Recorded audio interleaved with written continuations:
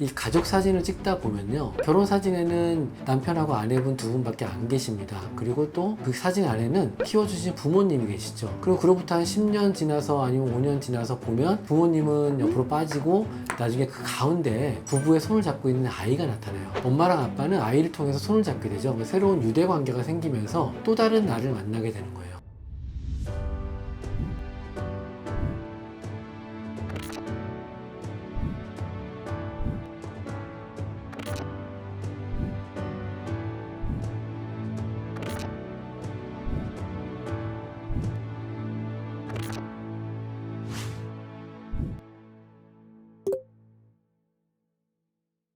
안녕하세요. 환자 입장에서 최신의 의료 지식을 윤리적으로 설명하는 삼신의사입니다. 오늘은 임신 준비를 하는 방법과 스스로 확인을 하는 체크리스트에 대해서 안내를 해드릴까 합니다.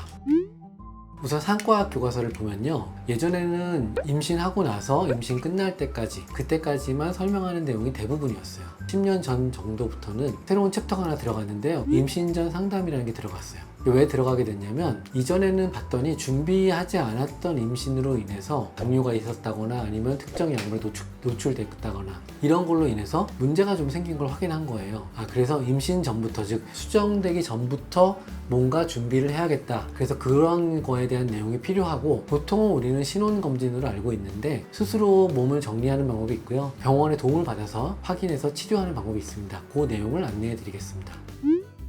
이 드라마나 예능이나 이런 걸 보다 보면 이런 내용이 있어요. 이거 나만 이상한 거야? 나만 다르게 생각하는 거야? 이런 일이 생기죠. 왜냐하면 부부가 같이 살고 있지만 실제로 임신에 대한 필요성을 당장 언제다 이렇게 판단하기에는 바로 시작할 수 없거든요. 즉 공감대가 시작되면서 임신을 계획하고 진행하는 것을 더 권장합니다. 좀 다른 영상에서 하지 않는 내용 중에 하나인데요, 왜 아이를 가져야 되는가요? 이거는 사실 개인마다 다를 수 있어요. 이 가족 사진을 찍다 보면요, 결혼 사진에는 남편하고 아내분 두 분밖에 안 계십니다. 그리고 또 그 사진 안에는 키워주신 부모님이 계시죠. 그리고 그로부터 한 10년 지나서 아니면 5년 지나서 보면 부모님은 옆으로 빠지고 나중에 그 가운데 부부의 손을 잡고 있는 아이가 나타나요. 엄마랑 아빠는 아이를 통해서 손을 잡게 되죠. 새로운 유대 관계가 생기면서 또 다른 나를 만나게 되는 거예요. 그런 목표로 아이를 갖는다고 생각하셔도 좋고요, 부부끼리 시간을 내셔서 이런 이유 때문에 우리는 아이를 갖고 이렇게 키워보자, 이런 얘기를 먼저 해보는 걸 권장드립니다.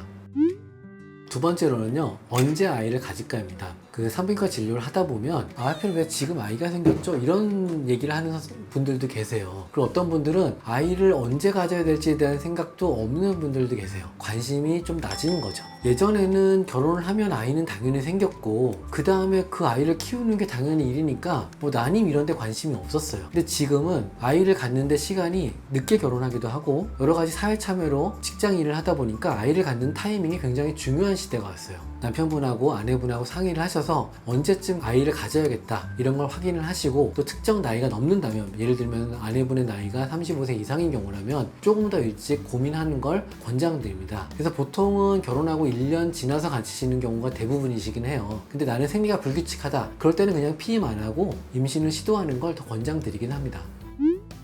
체크리스트는 병원 가기 전에 내가 미리 알아야 되는 거죠. 제가 선정하는 거고요, 사실 어디 책에 나온 내용은 아닙니다. 첫 번째로는요, 재정 계획이에요. 우리 부부가 아이를 낳으면 어떻게 키워야 되고 어떻게 관리를 해야 되고 이런 생각을 하기 때문에 재정 계획, 즉 분만, 임신, 산후조리원 이런 것까지 계획을 세우고 가지시는 게 제일 더 유리하고요. 두 번째로는 유산이 되고 나서 본인 가족의 가족력을 얘기하시는 분들 가끔 있어요. 즉 임신을 시도하신다고 하고 부부가 되셨다면 당연히 그런 유전병이나 찜찜한 내용은 먼저 말씀을 하시고 그거를 어떤 의학적 자문을 받아야 되는지 이런 상의를 하는 걸 더 권장드립니다. 세 번째로는요, 복용하시는 의약품 검토예요. 의외로 우울증 약 드시는 분들 많으시더라고요. 또 당뇨나 고혈압 약 드시는 분도 계시고, 이런 분들의 경우는 담당 선생님들한테 저 언제쯤 아이를 가지려고 해요 이렇게 얘기를 하신다면 그 선생님들이 용량을 조절해 드릴 거예요. 어떤 분들은 언제쯤 가지세요 이런 얘기를 하게 되죠. 그때 맞춰서 약을 서서히 줄이면서 임신 시도를 하시는 걸 권장드리고요. 자가면역성 질환이 있거든요. 너무 걱정하지 마시고요, 약을 조절하면서 임신을 시도하시면 되고, 그렇게 해서 엄마 되신 분들도 많으시니까 꼭 미리 약을 조절하시는 걸 권장드립니다.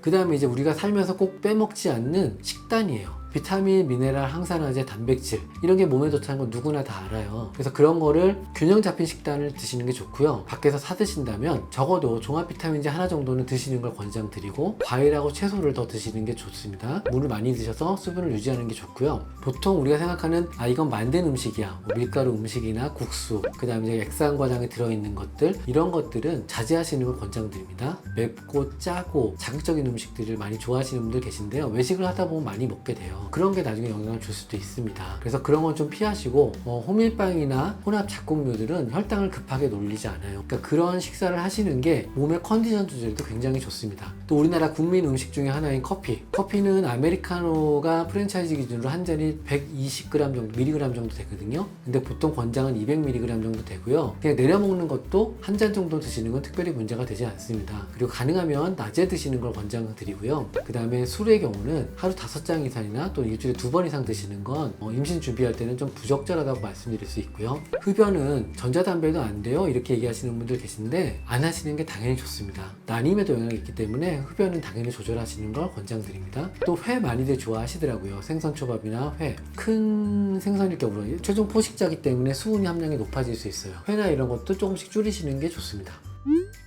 그 다음에 이제 체크리스트 중에 또 봐야 될 게 체중 유지예요. 실제로 이제 난임에서 진료를 하다 보면 체중이 어느 정도 레벨 이상이 돼야 되는데, 보통 체질량 지수라는 게 있어요. 18부터 23 정도가 적당하세요. 너무 낮아도 임신이 배란이 잘 안 되고, 너무 높아도 배란이 잘 안 되고, 너무 높은 경우에 또 너무 낮은 경우에 임신이 됐을 때 몸이 되게 힘들어집니다. 그러니까 가능하면 그 레인지 안에 체중을 조절하려고 노력하시는 걸 권장드립니다. 그 다음에 누구나 겪는다는 스트레스. 실제로 하루에 스트레스를 안 받고 지나가는 날은 없는 것 같아요. 이런 스트레스를 받은 건 담담하게 받아들이시고요. 그걸 관리하는 방법을 기르시는 게 좋습니다. 유산소 운동 10분 정도 열심히 뛰는 것도 굉장히 좋습니다. 충분한 수면, 잠을 잘 자면요, 그 사람의 인상부터가 달라요. 몸 안에 전체가 활력적이라는 거죠. 가능하시면 규칙적인 수면을 하시고요. 어떤 분들은 저는 3교대를 해서, 어떤 분들은 저는 야근을 해서 어려워요 이런 분들도 계세요. 그런 분들에게는 하루 수면 시간을 정해서 꼭 수면을 하시라고 그러고요. 식사 시간이나 이럴 때 잠깐 10분, 20분 시간을 내서 푹 쉬는 게 좋아요. 운동에 대한 내용은 제가 볼 때는 아주 중요해요. 우리가 아이를 갖는다는 게 건강에 관한 거잖아요. 정서적인 건강도 중요하지만 지금 많이 해놓는 운동이 나중에 분만할 때도 도움이 되고요. 또 의외로 아이 키울 때도 도움이 돼요. 난임부터 임신, 출산까지는 체력 싸움이에요. 엄마가 행복해야 아이가 행복한다는 말도 있죠. 엄마의 건강이 굉장히 중요하기 때문에 예비 어머님들의 경우는 어떤 지구력이나 이런 운동을 조금씩 꾸준히 해나가시는 게 필요합니다. 그 다음에 이제 마지막 많이 물어보시는 엽산. 엽산은 쌀을 주식으로 하는 나라에서는 좀 부족하다고 해요. 근데 엽산이 왜 중요도가 올라갔냐면요, 그거를 잘 안 먹었던 분들 보니까 태아에 뇌기형이 좀 생기는 경우가 있었다, 이런 보고들이 있는 거예요. 그걸로 인해서 엽산을 복용해야 된다는 게 나왔고요. 가이드라인은 400에서 600mg 마이크로그램 정도 되고요. 한두 달 전부터는 남편분도 같이 드는 게 좋아요. 그 이유는 같은 생식세포 개념이기 때문입니다. 체크리스트를 한마디로 요약하면요, 내 아이가 태어나서 이런 걸 먹고 이런 행동을 했으면 한다, 이런 거를 이미 엄마가 또는 예비 부부가 몸에 체득하시면 돼요. 습관은 다시 돌아오게 돼 있거든요. 그렇기 때문에 엄마가 아이를 갖기 전부터 그런 마음적인 건강함이나 육체적인 건강함을 가진다면 아이도 틀림없이 건강하고 똑똑한 아이가 나올 거라고 저는 말씀드립니다.